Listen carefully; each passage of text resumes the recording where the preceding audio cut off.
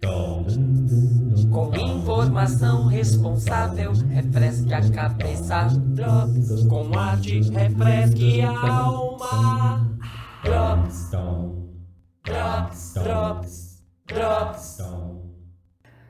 Mais um Drops em casa, uma atividade refrescante para o seu final de tarde e começo de noite. Ajeitando na poltrona, uma cervejinha gelada, um whisky no jeito, ou mesmo aquele chazinho, não dá 5, mas dá 6 e gelado, porque Ribeirão é muito quente. Ligando o podcast da semana para estimular a mente em tempos de isolamento, sem deixar de relaxar. Drops. Hoje temos um convidado para lá de especial, Danilo Cato. Foi nosso aluno no curso de Biologia da Filô, foi educador durante vários anos nesse mesmo curso de Biologia e atualmente é docente da UFTM, atuando no curso de Licenciatura em Educação do Campo, que forma professores voltados para as questões rurais. Ele vai nos falar hoje sobre um assunto bastante interessante sobre cheiros e ancestralidade, a experiência do homem através dos cheiros. Drops. Eu escolhi falar sobre esse tema, aroma e ancestralidade, para uma conversa que vai além da biologia. É claro, nós vamos partir dos fundamentos das neurociências, da própria teoria evolutiva, mas ela ganha contornos sociais, culturais e históricos na nossa sociedade. Afinal, quem nunca sentiu o cheiro de um café passado na hora, no início da tarde, e remeteu isso a uma infância numa localidade mais agrícola, numa zona rural, evidenciando os traços de ruralidade, da nossa identidade brasileira? Quem nunca sentiu o cheiro, da chuva na terra e aquele cheiro de terra molhada nos remetendo também a uma infância, a uma relação com a natureza, a uma relação com a produção de alimentos? Mesmo nos considerando extremamente urbanos, e modernos, esses são alguns exemplos que mostram como a nossa ancestralidade e a nossa história de vida, ela sim tem uma contribuição fundamental deste sentido que é o olfato. É óbvio que, pensando dentro das neurociências, ele é um sistema sensorial, entre todos os outros: a audição, a visão, o tato, o paladar e sim o olfato.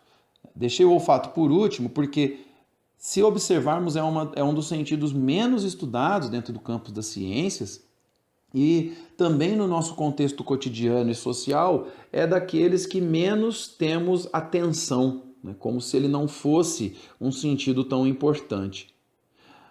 Ao contrário, o que podemos perceber é muitas vezes, inclusive, um solapamento das experiências olfativas, uma repressão das experiências olfativas, numa certa missão civilizatória, de uma ordem provavelmente eurocêntrica, nessa nossa modernidade, em que cheirar nos remete ao arcaico, ao primitivo. É só observarmos, por exemplo, os nossos contextos sociais, como uma criança cheirar um alimento antes de comer pode gerar repulsa por parte dos próprios pais, como algo não muito educado. Ou, quando nós pensamos em termos cotidianos, como, por exemplo, não meta o nariz onde não é chamado. Isso não me cheira bem.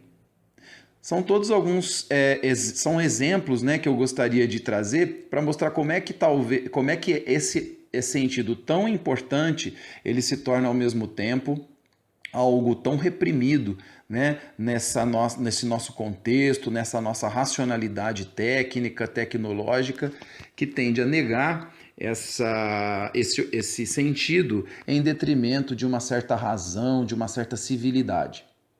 Ora, não é à toa que é esse sentido, talvez o mais marginal dentre aqueles que nos compõem enquanto seres vivos, enquanto natureza mamífera, pois quando observamos na biologia dos seres humanos, percebemos que todos os sentidos eles vão ser interpretados na região encefálica. Diferente do que se imagina, os nossos órgãos do sentido, responsáveis pela percepção do meio ambiente, daquilo que está ao nosso redor, não se dá nessas regiões, mas sim no encéfalo, principalmente na região do córtex encefálico. Sim, essa é uma região que é conhecida também como telencéfalo, altamente desenvolvido quando comparada a outros mamíferos e que nos dá uma distinção em relação aos outros organismos, nesse sentido da tomada de decisão, da criticidade, de uma certa cognição, de uma racionalidade.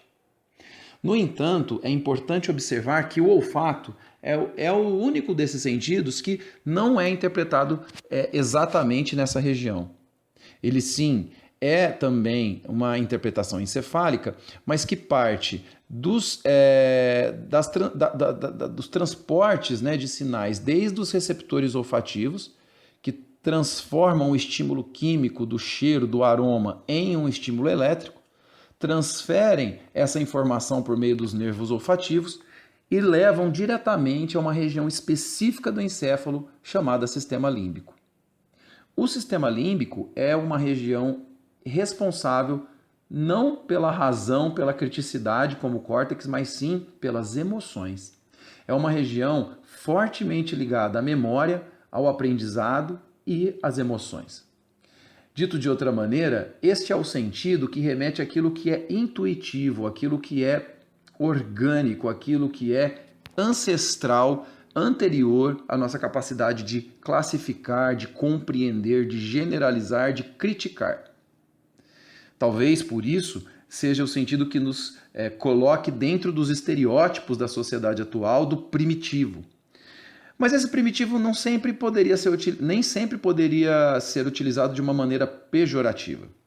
Afinal, dentro do processo evolutivo dessa espécie Homo sapiens, exatamente foi esse sistema que nos proporcionou tanto o sucesso reprodutivo, né, no encontro de parceiros e parceiras reprodutivos e que possibilitou, através do cheiro, talvez a variabilidade genética das populações. Afinal, há vários artigos, há vários estudos, né, sobre a questão do aroma e da escolha do par sexual, como também pela ojeriza de alguns aromas, algumas repulsões que alguns aromas nos causam e que possam nos ter salvo de processos de envenenamento ou de qualquer outro perigo que, dentre os conceitos mais importantes da teoria evolutiva, a seleção natural nos traria aí uma série de elementos para pensar como é que o aroma pode, de repente, contribuir para a sobrevivência, né, da espécie humana perante todo o espaço-tempo em que se tenha, né, as discussões evolutivas sobre essa espécie. Enfim, é importante ressaltar que biologicamente o olfato, então, está ligado a uma ancestralidade que é uma ancestralidade mamífera, né, uma ancestralidade evolutiva que nos permitiu estar aqui. Para além disso, eu retomo a ideia da experiência humana através dos cheiros, porque é através exatamente das emoções e da afetividade que nos conectamos aos nossos antepassados. Então, é importante pensarmos as propriedades de alguns óleos essenciais específicos para pensarmos um pouco também a relação social e a possibilidade de nós nos conectarmos com as nossas memórias bioculturais, nas palavras dos mexicanos Barrera e Toledo Bassols, e, de certa forma, nos ressignifiquemos também as nossas relações com a natureza. Ora, é evidente que nessa modernidade, o que nós observamos é a fragmentação do ser humano com os processos naturais, a desconexão da relação entre cultura e natureza, é a dicotomia num sentido de superioridade humana e domínio da natureza, que inclusive pode explicar um pouco, às vezes, a negação, né, de algumas das nossas relações ancestrais, tanto animais quanto também humanas, com relação ao olfato. É importante pensar, por exemplo, que quando nós sentimos um aroma e dizemos isso é cheiro de sauna, né? Na verdade, nós podemos estar nos referindo a um óleo essencial, a um aroma que é o eucalipto, né? O eucalipto ele tem uma propriedade muito interessante que é uma propriedade expectorante, né? Uma atuação muito importante, né, no sistema respiratório.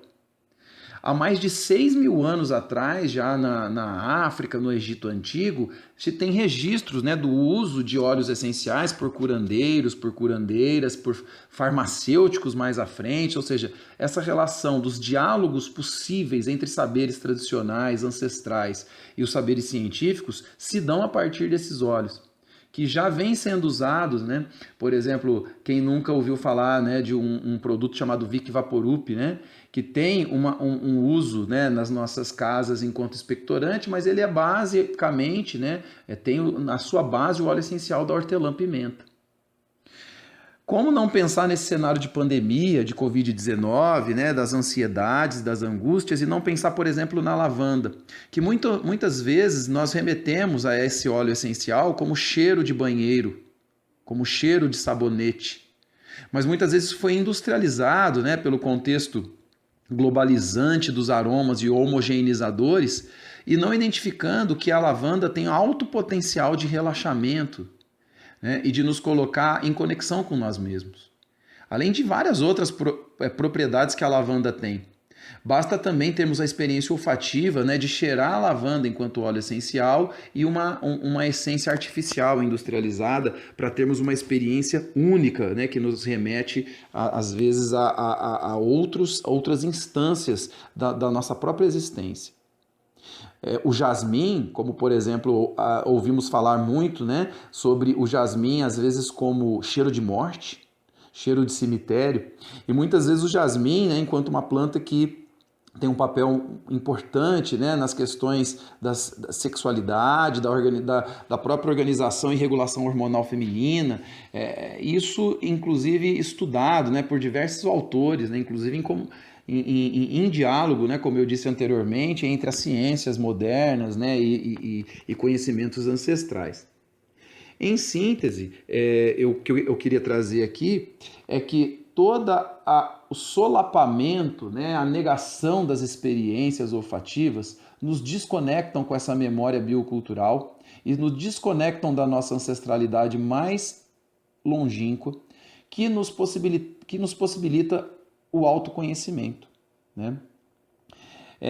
Nós biólogos sabemos muito bem, né, de uma família, né, a Myrtaceae, para quem não sabe, a goiaba, a jabuticaba, vários outras plantas aí com nomes populares, mas a família das Myrtáceas tem óleos essenciais altamente importantes, né, no sistema respiratório, no sistema de equilíbrio metabólico, e que num cenário de pandemia poderia nos conectar mais com essa natureza, de fato, a pensar e repensar melhor qual a relação dessa epidemia com a nossa desconexão com essas memórias, com esses afetos, com essas experiências, com as nossas singularidades. De que maneira o olfato pode nos colocar novamente em contato com a natureza de uma outra maneira, a reequilibrar os nossos sistemas fisiológicos com o sistema desse grande planeta, né, que pede por socorro, né, em desequilíbrio metabólico pelas nossas inserções totalmente desconectadas. É assim que eu termino aqui esse podcast, convidando todos a terem experiências olfativas que podem começar em casa. Afinal, o capitalismo, né, a globalização já percebeu isso. Temos uma grande área mercadológica que se chama marketing olfativo. Então também é importante a gente saber que hoje já se fala em cheiro de shopping, já se fala em cheiro da lanchonete X ou cheiro da loja Y. Esse é um uso muito negativo, né, da questão entre o aroma e a ancestralidade que nos impele ao consumo. Muitas vezes usando óleos essenciais e fixadores, né, em perfumarias, né, em grande escala, para vender aromas muito caros, né? Quem nunca ouviu falar do almíscar, né, que é retirado de glândulas sudoríparas, né, do cerdo, de um cerdo, né, de um mamífero, e que é colocado como fixador. Então, como é que a gente pode redescobrir a diversidade, a pluralidade, uma reconexão com a natureza e com a nossa memória ancestral a partir das experiências olfativas e não da homogeneização e da normatização que a modernidade nos traz e nos impele ao consumo desenfreado e que nos leva a todo o caos que nós estamos vivendo, inclusive pensando nessa pandemia. Fica aqui uma pequena... um pequeno áudio, né? Um pequeno podcast para que nós possamos repensar um pouco nossa relação numa conjuntura pós-pandêmica e que nós podemos nos reconectar com a nossa ancestralidade e às vezes é mais fácil do que a gente pensa, que possamos meter mais o nariz onde não somos chamados. Um abraço. Drops. Muitíssimo obrigada, querido. Entrou por uma porta e saiu por outra. Quem quiser que conte outro podcast, coloque seu podcast na roda. Para falar com a gente, envie e-mail para dropsemcasa@gmail.com. Até o próximo Drops em Casa, na próxima quarta-feira, nesse mesmo horário, 18h30. Venham para a roda. Beijo grande. Drops.